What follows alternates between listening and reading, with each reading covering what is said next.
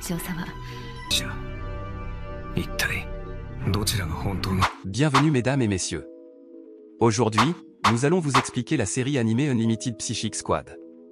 Il y a des spoilers à venir. Dans un pays sans nom, Yobu se rend à l'armée en parfumant un prisme d'espoir spécial. À son arrivée, Yobu rencontre Andy, un prisme espoir qui n'a pas de pouvoirs apparents. Après avoir créé de l'agitation, tous deux sont envoyés en détention où Yobu propose à Andy de se joindre à lui, ce qu'il accepte en l'aidant à s'échapper du prisme. À l'heure du repas, le cuisinier donne un ragoût à Yobu mais le donne à Andy à la place. Au cours d'une bagarre avec un autre prisme, Andy est incapable de se défendre à cause de l'effet de la drogue. Il reçoit des coups de poing dans l'estomac à plusieurs reprises et s'effondre. Andy se réveille dans une salle de chirurgie à l'extérieur de la prison et est libéré par Yobu qui lui explique que la prison est utilisée comme site pour des expériences d'espoir illégales. Ensemble, ils atteignent l'endroit où est détenu un jeune espoir, Yujidi. Le directeur de la prison envoie un monstre créé par la fusion de plusieurs parties du corps des espoirs pour les attaquer, mais il finit par être détruit lorsque Yobu désactive son propre limiteur, libérant ainsi son véritable pouvoir. Finalement, Yobu, Andy et Yujidi sont récupérés par d'autres membres de Pandora et Andy est accueilli à bord de leur base d'opération, le Paquebot Catastrophe. Cependant, Andy est montré comme un espion envoyé pour infiltrer l'organisation lorsqu'il prend contact avec ses supérieurs. Une semaine s'est écoulée depuis qu'Andy, enquêteur de Lucie, est monté à bord du Catastrophe, le navire de Pandora. L'équipage apprend qu'il a la capacité d'annuler toutes les capacités ESP et que les utilisateurs ESP proches de lui peuvent produire des symptômes tels que des maux de tête, des vertiges ou des maux de dents. Les magies se méfient d'Andy en raison des problèmes liés à son passé, d'autant plus qu'ils ne peuvent pas lire dans ses pensées avec l'ESP. Pandora doit faire un échange, faire de la contrebande d'armes avec un certain chef de la mafia, Carlo, qui est l'ami de Yobu depuis la Seconde Guerre mondiale. Yobu est en fait très vieux mais il utilise ses capacités de SP pour se régénérer et garder sa jeunesse. Peu après son arrivée, Pandora est attaquée par la mafia avec laquelle elle devait commercer. Malgré cela, Yobu insiste pour rendre visite à Carlo. Il donne l'ordre à Andy de tirer sur Carlo s'il donne le signal, mais au moment où il donne le signal, il est incapable de tirer. Ayant déjà calculé cela, Yobu découvre ses clones déguisés et tue Carlo qui est en fait un leur robotique. Carlo est en fait un espion de très haut niveau mais il n'est pas de taille face à Yobu qui est considéré comme un instantané. Yobu donne à Andy un limiteur pour diminuer l'effet de ses capacités afin d'annuler son espa qui peut sembler susceptible d'avoir son esprit lu. Marguerite demande à Yujiri de lire dans les pensées d'Andy.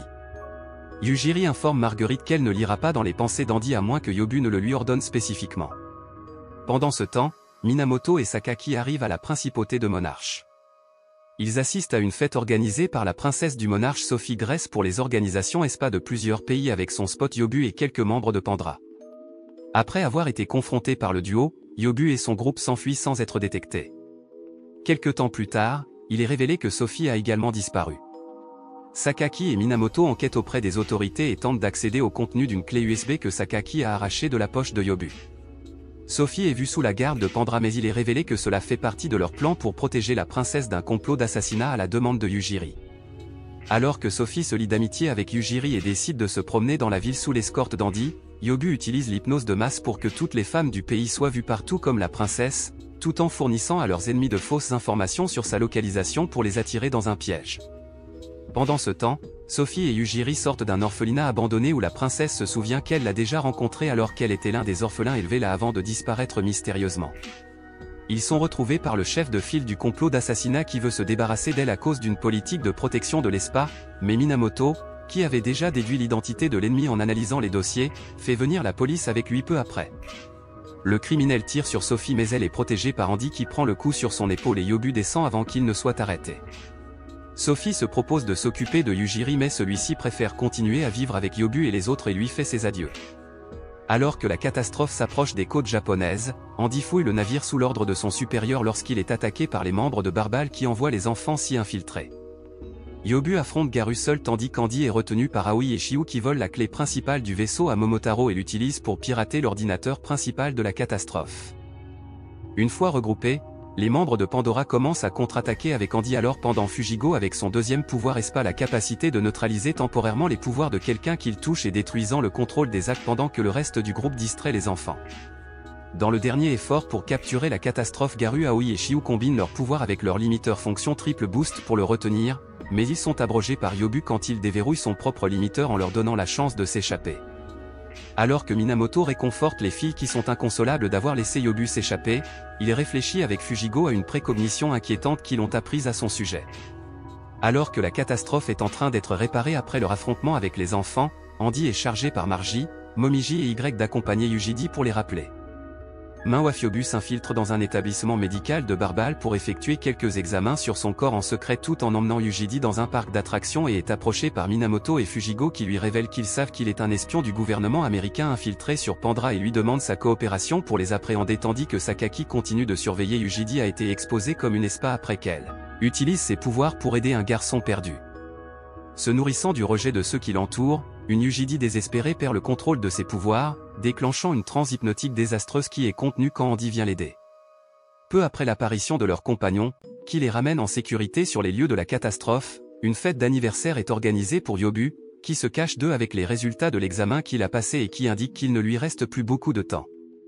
Alors qu'Andy se souvient du moment où il a été recruté par le gouvernement américain, il est informé par ses supérieurs de l'époque qu'il doit terminer sa mission. Yobu informe les autres que leur prochaine mission consiste à voler un nouveau dispositif ECM développé aux États-Unis. Andy transmet ensuite l'information sur la mission à Barbal qui accepte de tendre un piège à Pandra bien qu'il décide de ne pas emmener les enfants avec eux cette fois-ci malgré les protestations de Kalru. Yobu et les autres étant préoccupés par l'équipe de Minamoto, Andy en profite pour retourner sur les lieux de la catastrophe et accomplir sa propre mission qui consiste à extraire le principal système de défense du vaisseau, Yashishigo. Yobu le suit peu après mais est arrêté par Kalru qui vient d'apprendre une précognition concernant une destruction imminente de la catastrophe.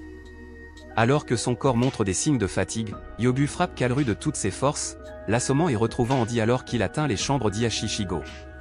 Révélant à Andy qu'il a toujours su qu'il était un espion, Yobu déclare qu'il n'a plus d'autre choix que de le tuer.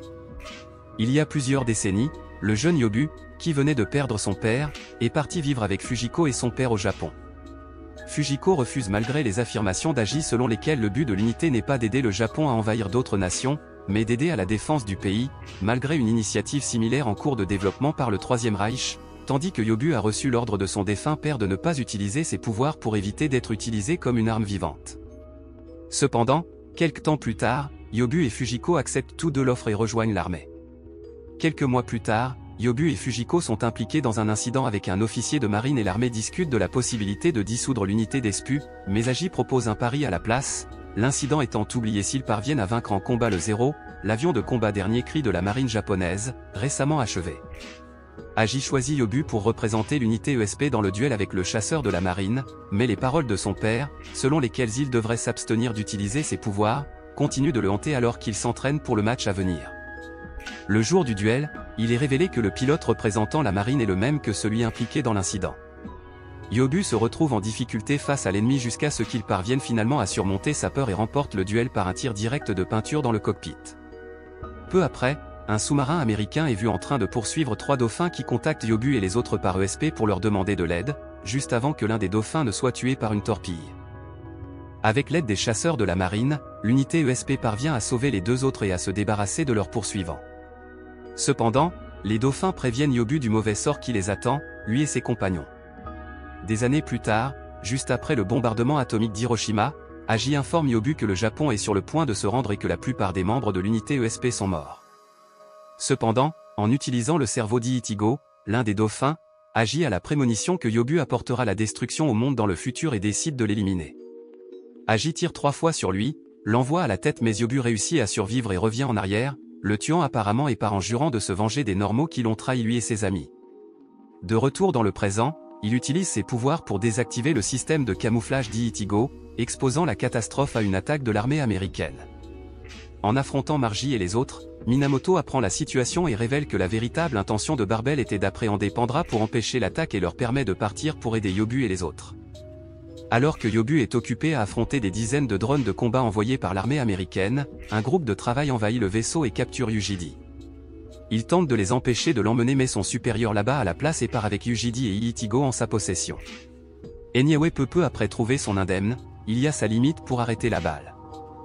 Pendant ce temps, Yobu sent son corps défaillir et débloque ses pouvoirs pour détruire la flotte d'invasion d'un seul coup avant de perdre conscience, mais la catastrophe finit par tirer un dernier coup avant de couler, tout le monde à bord ayant déjà évacué le navire sauf Yobu et Andy.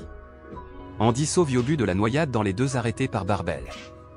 Fujiko et Sinkar ont donné Yobu à la propriété Subomi pour le soigner tandis qu'Obero fait extraire la puce transmise des États-Unis du corps d'Andy et la détruit avec l'aide des enfants. À la demande de Goru, Shiou retient Obero et apprend d'elle la localisation de Yobu. Andy convainc les filles de l'emmener avec Elze en arrivant au manoir. Yobu l'interroge sur l'homme qui les a contactés à bord de la catastrophe, confirmant ses soupçons que cet homme n'est autre qu'Aji lui-même qui est toujours en vie. Pendant ce temps, Sakaki révèle aux filles que Yobu est en train de mourir et pour lui sauver la vie, Goru s'offre pour une transfusion. Désormais en possession de Yuji et d'Iajigo, Aji prévoit de les utiliser tous les deux lors d'une nouvelle révolution des Espers menée par Goru et Yobu, qui doit avoir lieu dans un avenir proche. Quelque temps plus tard, bien qu'il ne soit pas encore complètement rétabli, Yobu part seul malgré les supplications de Goru et accepte l'offre d'Andy de l'accompagner.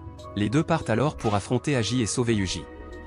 En arrivant chez eux, l'ancien contact d'Andy à l'USEI est retenu par lui avec l'aide de Yobu et sa force pour les conduire à l'établissement où Yuji est détenu. Cependant, l'agent parvient à prévenir ses compagnons à leur sujet en secret et les deux arrivent sur place juste pour constater que Yuji n'est plus là et après une brève conversation avec Aji qui leur révèle son intention de l'utiliser pour tuer Goru, les deux se retrouvent dans une embuscade. Andy et Yobu parviennent à s'échapper jusqu'à ce qu'ils soient acculés par l'ennemi, mais ils sont sauvés à temps par Margie et les autres. De nouveau réunis, les membres de Pandra se rendent à New York alors que Yobu réalise que la prochaine cible des Aji est Norman Green, le maire nouvellement élu qui soutient la politique de protection des Espers. Plongé dans une sorte de transe, Yuji bat Margie, Momiji et Yo avant de rencontrer Andy. Andy suit Yuji sur le site de l'inauguration de Green, mais il est retenu par la police, avant d'être secouru par Minamoto et Sargaki qui lui révèlent qu'ils travaillent avec Liberty Bell pour arrêter la conspiration d'Aji visant à faire assassiner le nouveau maire par un Esper et à modifier le futur. Yuji attaque Green, mais Andy l'arrête et lance une transe hypnotique qui afflige tout le monde dans la zone, sauf Andy et ses alliés qui déclenchent une émeute. Alors que l'émeute se propage dans toute la ville, Yobu affronte Yuji pour libérer son esprit mais son hypnose le confronte à des illusions de son propre passé jusqu'à ce qu'il débloque ses pouvoirs, sachant qu'avec l'état de son corps, cela pourrait finir par le tuer. Yobu réussit à sauver Yuji mais ses pouvoirs se détraquent et il demande à Andy de l'emmener avant qu'il ne le détruise. Alors que les membres de Bambel rentrent chez eux et sont accueillis par Goru et les autres, Yobu se retrouve enfin face à face avec Aji, le reste de sa cohorte étant déjà en détention. Aji demande à Yobu de le tuer, mais celui-ci refuse et décide de le punir en réveillant tous ses souvenirs. Andy décide de trouver sa propre voie dans la vie et fait ses adieux à Yuji et aux autres membres de Pandra qui partent vers des régions inconnues après une brève rencontre avec Yobu. C'est tout pour la vidéo d'aujourd'hui. Si vous aimez la vidéo, donnez-lui un grand coup de pouce et abonnez-vous à la chaîne pour plus de vidéos. Adieu à la prochaine fois.